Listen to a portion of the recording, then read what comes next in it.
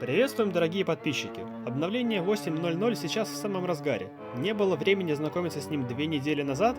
Тогда это видео для вас. Обзор будет разбит на 4 главы. Поскольку это наше первое настолько масштабное видео, мы постарались выложиться на полную, использовав весь имевшийся опыт. Надеемся, что вам понравится итоговый результат.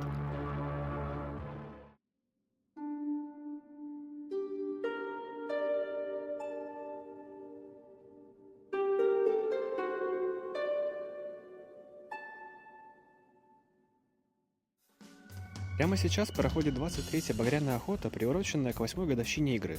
Шкафы не завезли, зато на 48 уровне бесплатных наград игроков ждет новый сундук годовщины.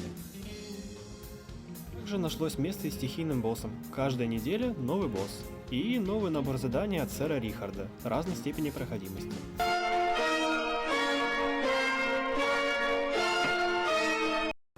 Главная награда охоты – броня паладина. Каждый элемент сета прибавляет 5% к лечению, а за полный комплект игрок получит еще 50%. Бонус распространяется на все виды лечения, кроме окаменения. Крафт же идентичен любому аналогу стального сета, за исключением шлема. В течение событий интендант готов продать изгнаннику сундуки с частями лодки и гнилым оружием. Последнее нам еще пригодится. Не обошлась охота и без Себастьяна Кера. На сей раз он предложит вам награды с 2 кругов, последний из которых повторяется. На 8-ю годовщину мы снова можем найти кислое молоко и сладкие пироги на почте.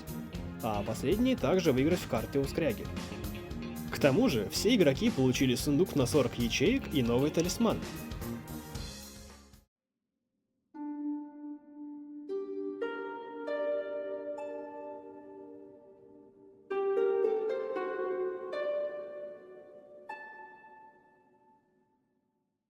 Впрочем, охота по сравнению с лодкой всего лишь сайд-квест. Теперь ничто не мешает отправиться на запад, кроме необходимости проходить Карны, ведь румпель можно найти только у него. Ну или депнуть 10 тысяч знаков отличия интенданту.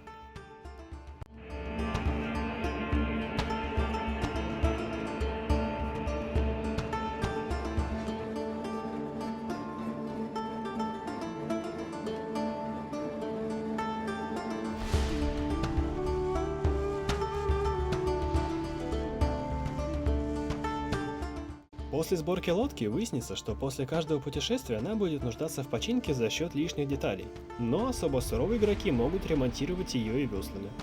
В будущем у нее появится еще 3 уровня, позволяющие брать с собой волка, лошадь и повозку соответственно.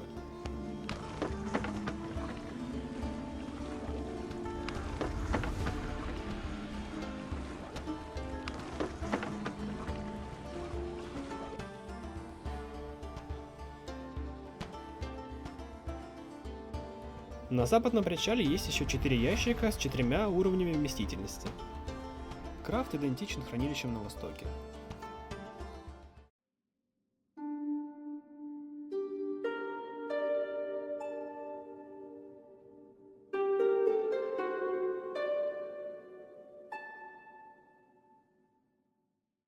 Еще во времена до серой гнили здесь добывалась серебряная руда, обладающая необычными свойствами.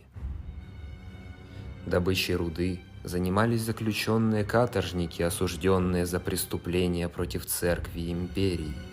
Из-за суровых условий труда, жестокости надсмотрщиков и постоянно растущих аппетитов империи, из этой ссылки не удалось вернуться ни одному отъявленному преступнику. Это продолжалось до тех пор, пока шахтеры не потревожили нечто древнее, дремавшее в недрах долгие века. В результате неосторожности тонкая грань между Шоболом и миром живых была повреждена, и сила безымянного проникла в шахты, обращая и искажая всех, кто вступал с ней в контакт. Рудник в спешке был завален и покинут, но иногда в тишине можно услышать далекий звон кирок. Даже мертвые, шахтеры продолжают работу, но уже служа иному господину. Шахта заявлена разработчиками как самая сложная локация в игре на данный момент. Мало того, что до открытия финального сундука локацию невозможно покинуть, так еще и все лечение уменьшено в 3 раза. Здесь и пригодятся новые плотные бинты, восстанавливающие 150 единиц здоровья. Найти их можно у героического Айзенборга, Аисы, Рогвалда, Карна и в Вагенбурге. Кроме этого, часть грунта заменена проклятой землей, отнимающей по 20 хп при контакте, а в тоннелях темно, как в склепе. Темная ночь. И если проблему сумрака удастся решить зельями кошачьего глаза, то игнорировать урон от земли позволят разве что одеяние траурного жнеца, но это не слишком практично. Внизу вас подстерегают 4 новых вида врагов. Против всех них можно эффективно использовать оружие с уроном гнилью, в то время как урон льдом будет снижен в 2 раза. Шахтер самый слабый из них, атакует вас в ближнем бою своей киркой, игнорируя часть защиты. Сапер забрасывает игрока оглушающими бомбами, почти как скелет-алхимик, только страшнее.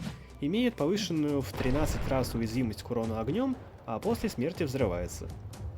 Насмотрщик атакует и вблизи, и на расстоянии, во втором случае накладывая эффект ужаса. Противник также способен криком вызывать на помощь ближайших союзников, если он не будет оглушен или заморожен. Также периодически он может призывать скелета воителя, но на локации не может находиться больше 4 таких врагов одновременно.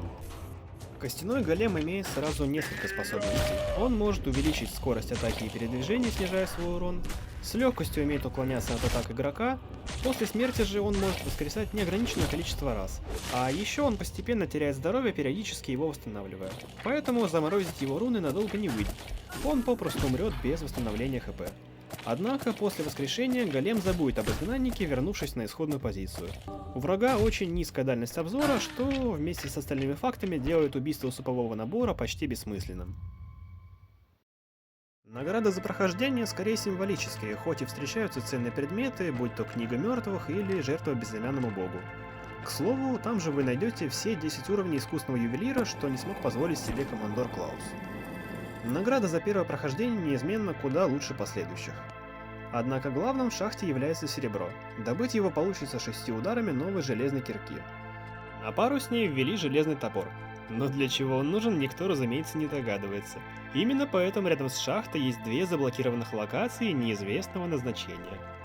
За одну жилу игрок получает 4 единицы руды. За все прохождение без учета бонусов от расходников и дропа с шахтеров выходит 356 штук или 89 жил. Но не стоит тешить себя мыслями, что этого вам хватит надолго.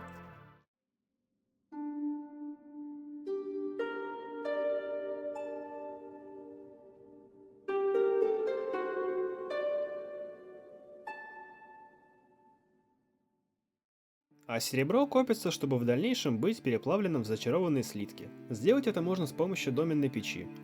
Когда у вас появится 15 стаков или же 3 сотни слитков, ничто не мешает завершить новую постройку – ритуальный люк, то есть круг. Новый станок необходим для работы с новомодными талисманами и обладает достаточно обширным функционалом.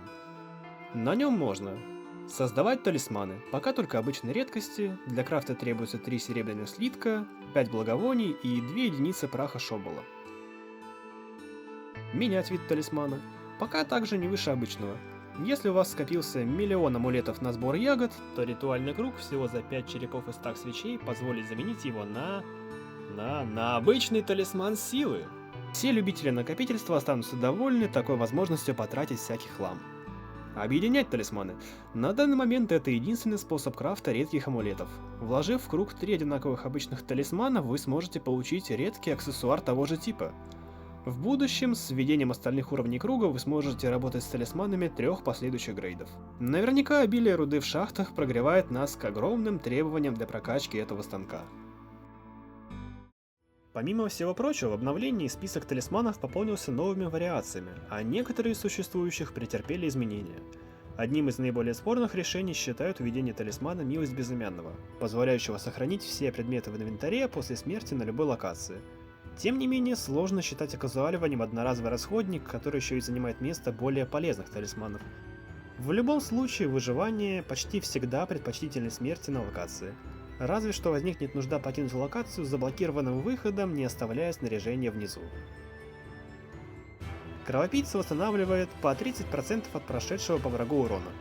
Это значит, что, например, отняв у храмовника 30 единиц здоровья, вы восполните всего 10.